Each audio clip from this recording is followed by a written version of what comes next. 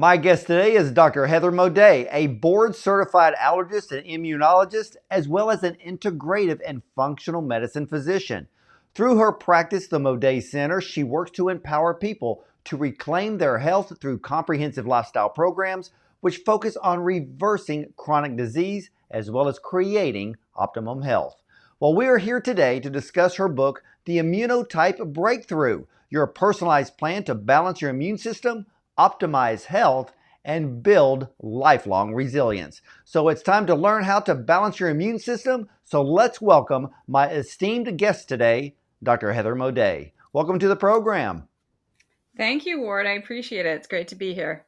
Well, you're very welcome. And let me ask you this. What did you see in your practice that inspired you to write your book, The ImmunoType Breakthrough?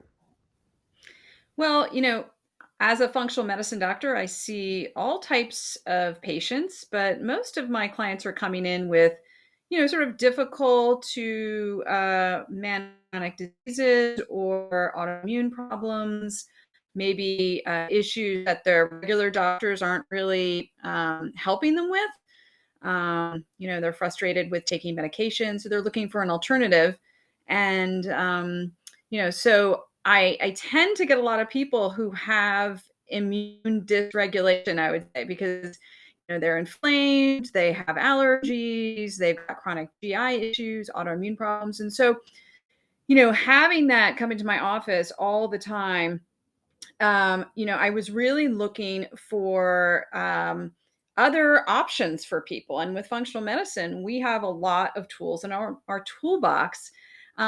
But with this book, what I really wanted to do was to show people that their immune system is not necessarily all weak or all bad. It just may be that it's imbalanced, that maybe things that they're doing day to day with their lifestyle, or maybe things that have happened to them have caused their immune system to become imbalanced. And so they end up having symptoms and diseases. And so really you have to go to the core, you have to go to the root problem and sort of look inside the body, look at the cells, look at, some more intensive types of tests and figure out what is out of balance. And then you can work on that through lifestyle changes and diet and sleep and exercise, et cetera, so that their immune system is much more healthy.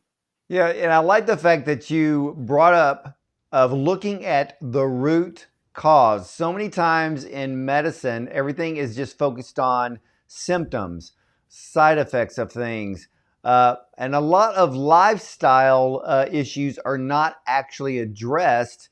And of course, in the medical field, when it comes to a general practitioner, you may sit in the waiting room for an hour, but you only get to see the doctor for an average of 7, maybe 10 minutes.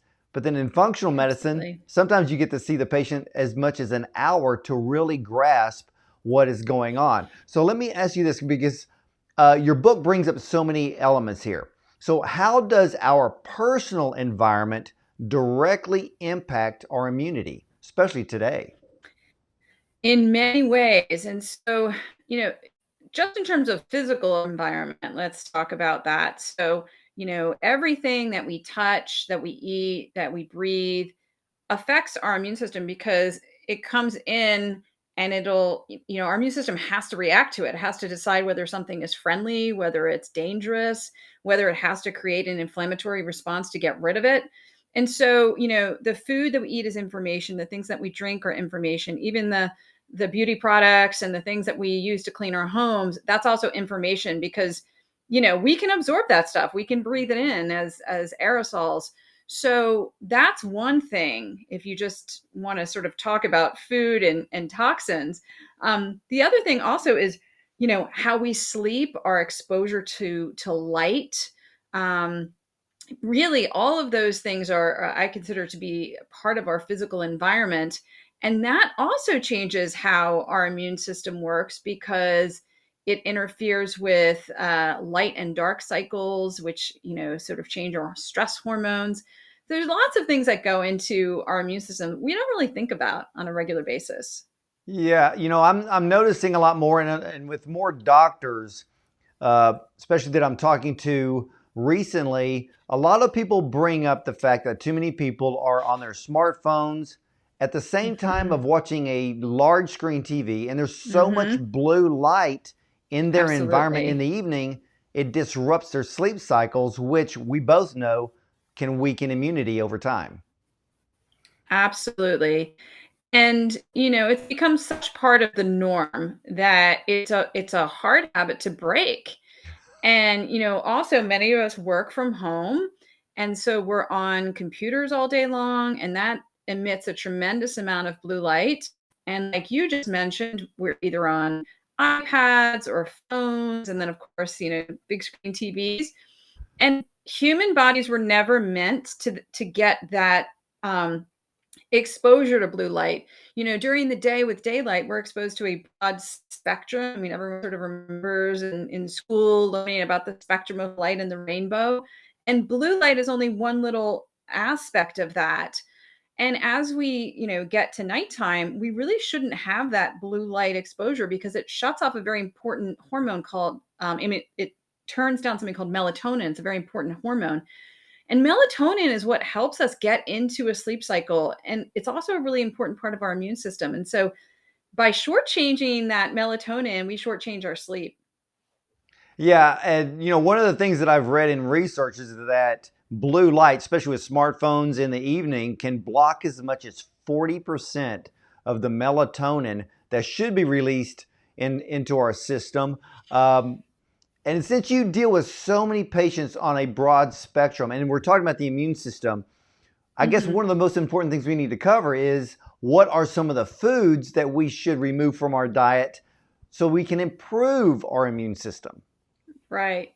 So, I think of, when we're trying to help our immune system with food, there's the things we want to remove and then there's the things we want to add. But I would say the biggest detractor to our immune system is sugar. So, and we Americans love our sugar. The amount of sugar that we have increased in our diets, even like the past 20 to 30 years, is unbelievable. Even back in the 70s, we used to eat just maybe a few teaspoons of sugar a day. Now it's like, 20, 30, 40 teaspoons of sugar. And it's because it's in a lot of our food processed. And sugar, what it does is most people know it can be very damaging to our blood vessels, especially if you're diabetic or even pre-diabetic. Can damage blood vessels, which causes heart disease, stroke, blindness, all sorts of things like that. But it also drives up our insulin, which is a hormone. And insulin, when it's high, we don't want to burn fat. Our body doesn't burn fat, so it creates an obesity problem. And unfortunately, excess fat, not just a little bit of fat, but like excess fat is very inflammatory in the system. So sugar's the first that has to go, number one, absolutely. And then, of course, I would say things like processed oils. A lot of the oils that we fry food in. So fried food should go because you never know what they're frying your food in. But industrial seed oil is very inflammatory. People should, really need to stick to plant oils, or if they're using animal-based oils, they have to be, organic and just less inflammatory. And of course, omega-3 fatty acids from fish are a really great thing to keep in your diet too. So. So what else do you see that sugar's number one. It and a lot of people don't realize that when we talk about sugar, it's not just the white sugar we were talking about. Right. We're talking about hidden sugars in Hidden so many sugars, yeah. processed foods. And you brought up the fact that I mean decades ago, it was only a couple of teaspoons per day that Mhm. we would probably get. The last thing that I have read is that we are up to 250 pounds of sugar per person per year. So we're actually swallowing a Yeah. whole nother person that's damaging every area of our body. And like you said, sugar is number one detriment to our immune system. Besides foods, Mhm. and I love the fact that you brought up the omega 3s because sugar causes the inflammation to increase, the Mhm. oils, and I'm glad you brought that up because so many people keep forgetting about all of these cooking oils that restaurants use. We have no clue what type of oils that Mhm. they use. A lot of them are cancer Mhm. causing, very, very high on the inflammatory list. And of course, the omega Yes. 3s helps to counteract that. What are some of the other types of habits that we should be removing, as well as adding so we can improve our immunity? Yeah. So, you mentioned, of course, scrolling on your phones. And so I'm a big proponent of people really taking at least the hour before bed, if not 2 hours before bed, and shutting down all of our electronics. And if you absolutely have to be working for some reason, you can use blue light blocking glasses if you have to use a screen.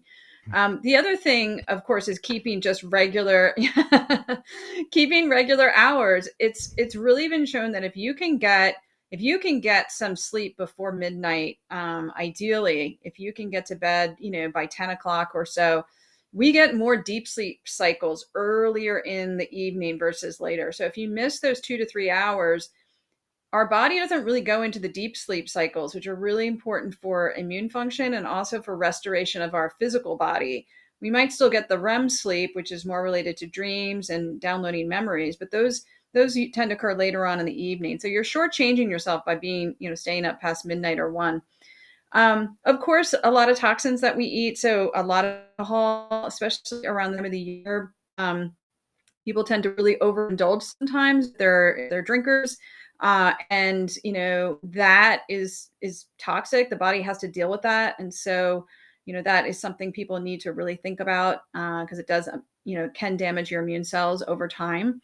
And then I would say that being sedentary. So they've been saying lately that sitting is the new smoking. I mean, smoking's an obvious thing. You're going to take out smoking. That's a no-brainer. But even just being sedentary is problematic. So those are things that I would, really emphasize. Yeah, for a lot of people, sedentary, like you said, it is like the new smoking. I think more people sit longer than ever before. And, I've read studies to where if you're in the office or you do have a type of lifestyle that causes you to sit a long periods of time, a lot of us are in the front of the computer for hours and hours, to basically get Absolutely. up once an hour for at least 5 to 10 minutes and move Mm-hmm. around. I mean, I actually have a set of just 10-pound dumbbells in my office. So that way I can Yeah. get up once an hour and at least move my arms, do some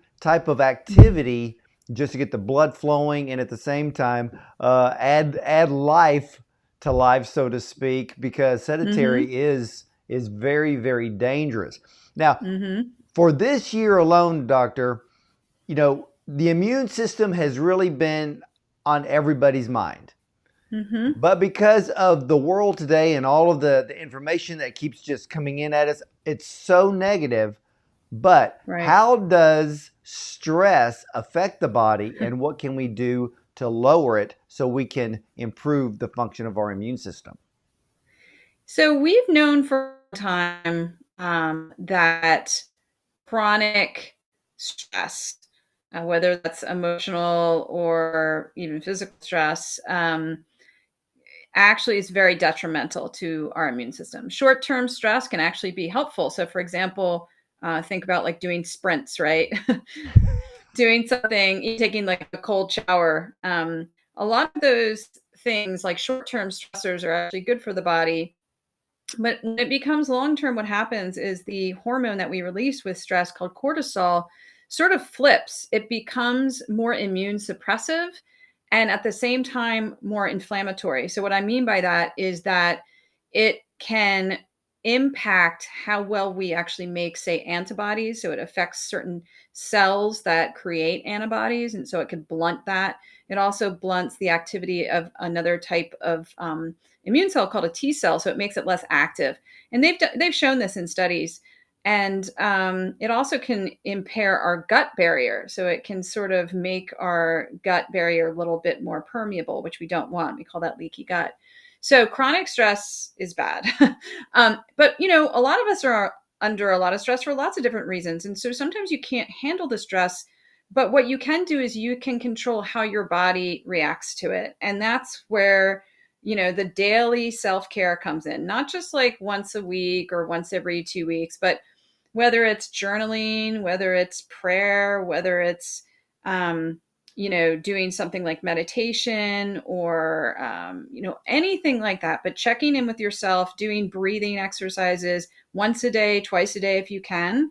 sort of reframing also your mindset can be really helpful, but it has to be sort of done consistently. Yeah. Um, but that's been shown to really help, because what happens is when you have the stir, when it occurs, you can instantly sort of change how your body physically reacts to it. And now over time you get better and better at that. So we can really change our response to stress. Yeah, and I'm glad you brought up breathing, because I'm a strong proponent for people to start doing breathing exercises. It is so Mm-hmm. great for the immune system. It can definitely help lower stress, but a lot of people don't Mm-hmm. realize that throughout the day, if they're actually mindful of their breathing, a lot of people find out that they barely take a breath inward. It's so shallow. I wonder how most people are even alive today. That's how Right. horrible breathing has become. But experts when it comes to breathing can do breathing exercises for as long as 45 minutes, which that Mm-hmm. alone re-energizes the body, lowers the stress hormones. And you brought something up about cortisol that I never thought about. The T cells, but also being a major cause for leaky gut syndrome. I always Mm-hmm. looked at diet when it came to causing leaky gut, but cortisol completely makes sense, because irritable bowel syndrome, it's Yeah. 95% of the causes is actual stress. So that Mm-hmm. completely makes sense. So, ladies and gentlemen, you just got taught today from the doctor here. So I appreciate you bringing that up. In Sure. your book, The ImmunoType Breakthrough, do you walk the reader through maybe a step-by-step type of plan to help improve the immune system? Yeah, so what I created were sort of four quizzes that people can sort of assess where they are in these four types. And there's definitely overlap. I mean, it's not black and white, but most people will find after they perform the test that they may tend to they may be in one or two types mostly. And why that's important is that our immune system can be dysregulated in many different directions. And so, you can have autoimmune disease, you can have allergy, you can have just outright inflammation, you can have a weakened immune response.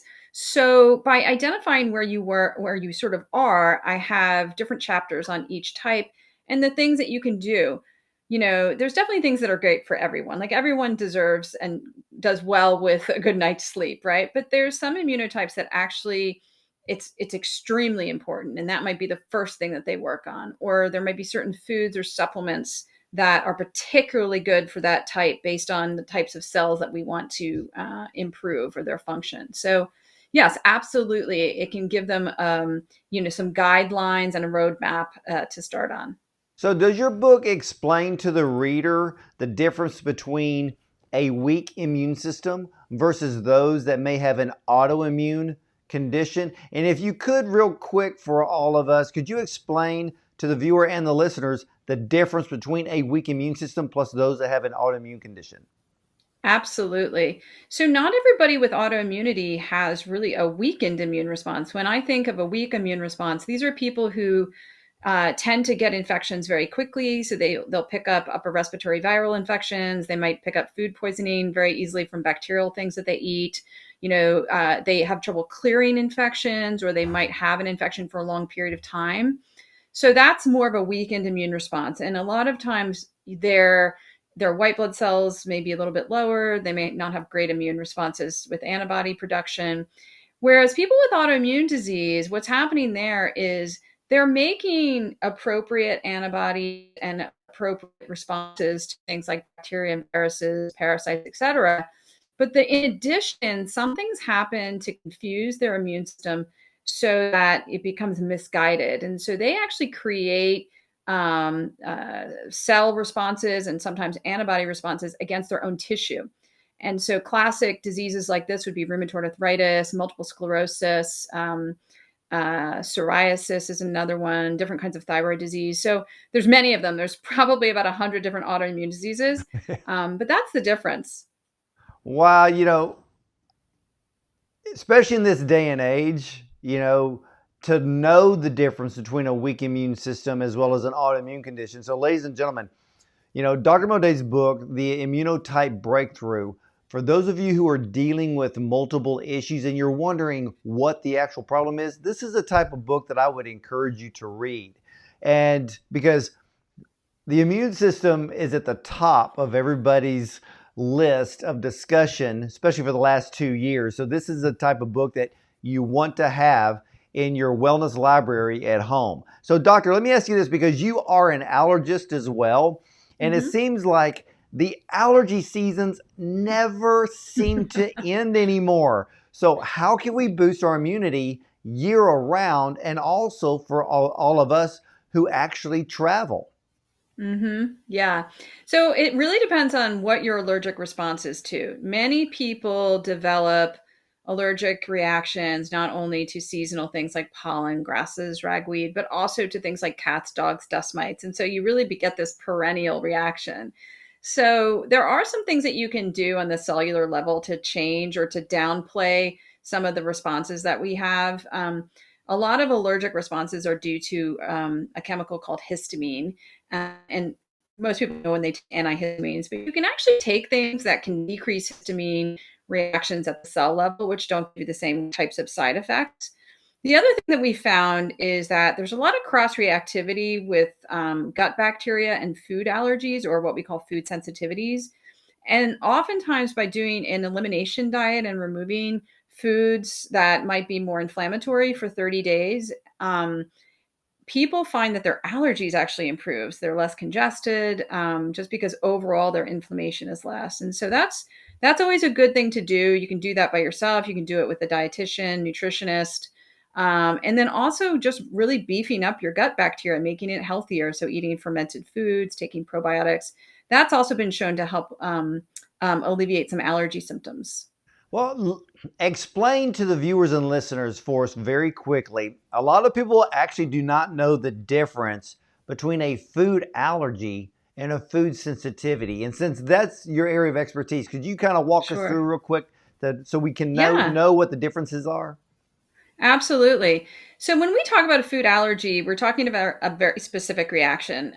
This is the type of reaction that it's immediate. So let's just say, for example, someone's allergic to peanuts, and they eat a peanut, and anywhere within a few seconds to maybe within 20 minutes, they will develop a reaction that might be systemic. So it might not just react like sneezing or runny nose or itchiness, but people might have difficulty breathing, hives.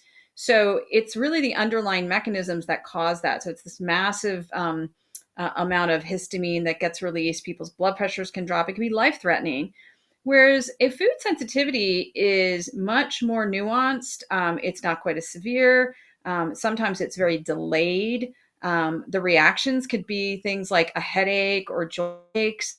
It can occur 24 hours later, and totally different kinds of cells and antibodies are active in these two reactions. And so, they're both important, but, when you're allergic to a food, a truly allergic, that you absolutely have to avoid. You have to carry an EpiPen.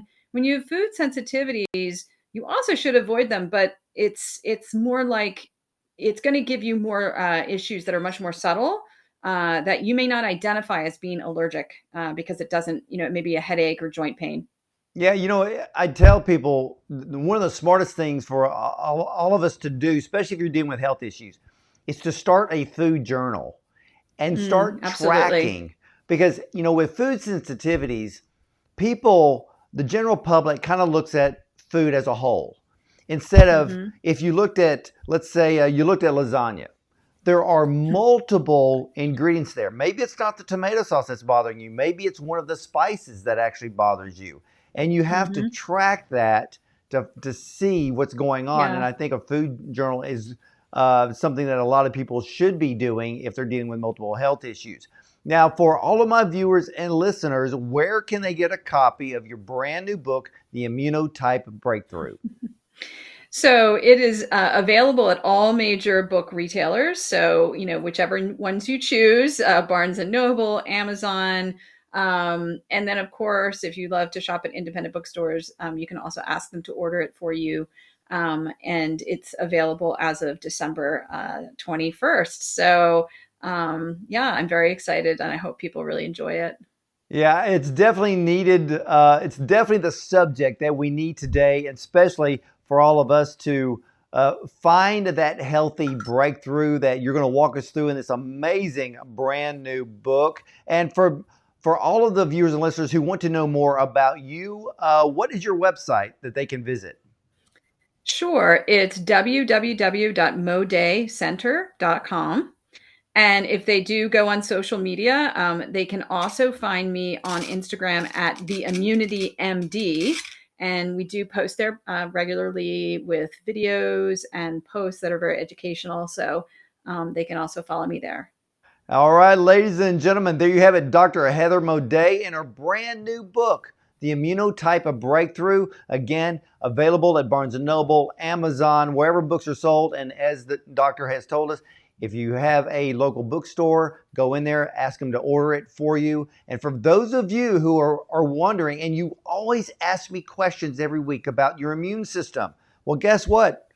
This is now your resource. The ImmunoType Breakthrough is a perfect resource to learn about your immune system, things to avoid, things to do. But I can tell you one thing, once you get through all the sections of that book, you should be very well educated. And at the same time, as long as you follow Dr. Moday's orders, your immune system should be very well balanced. And again, if you have any questions, you can definitely go to her website and connect with Dr. Heather Moday. Doctor, thank you so much for sharing us your knowledge and your time today with us.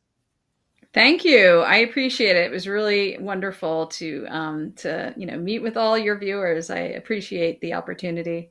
You're very, very welcome. And again, ladies and gentlemen, Dr. Heather Moday, her brand new book, The ImmunoType Breakthrough. It's the one you need in your wellness library at home. And of course, please read that book. There's so much in there that you're going to benefit from. Share it with your family and your friends because health is something we want to pay attention to every single day. Well, ladies and gentlemen, stick with me because I'm going to be right back after these messages.